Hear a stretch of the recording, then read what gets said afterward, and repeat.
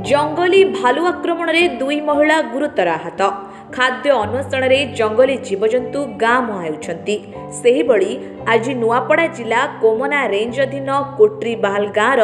2-3 जन महिला शौच पाई सकाळ 6टा समय गाँ निकटस्थ पोखरी को शौच पाई जाइतिबा बेले जंगली भालू आक्रमण में आहत होइछंती। कौनसी सूत्रु खबर पाई कोमना वनांचल अधिकारी देवदत्त सूत्रଙ୍କ सह तांको टीम घटनास्थल में पहुंची आहत 2 जन महिला को कोमना गोष्ठी स्वास्थ्य केन्द्र को 108 आंबुलांस जोगे चिकित्सा निमंते पठाइछंती। परे वन विभाग घटनास्थल में अधिक तदंत करुवा जना पड़ी। झाड़ा जिथे आया केते बेले एठी करिया गोड़ हाथ कष्ट जे टाइम ते जिथे ना या क्या हले थिला ना आरु मुंदे बसी थिने आया आसी करे मके उंडे करी उदे खेपी दला ना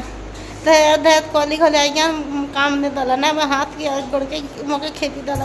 ये कोसा कुकुर भुगला कर आया मके छाड़ी ते ने छाड़ी थे